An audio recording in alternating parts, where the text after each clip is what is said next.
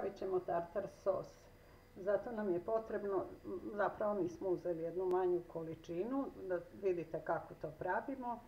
100 grama pavlake, 100 grama majoneza, kisele krastavčiće koje ćemo sitno iseckati, 2 čena belog luka, sitno seckanog peršunovog lista, malo ćemo staviti senfa i bibera kako ko već.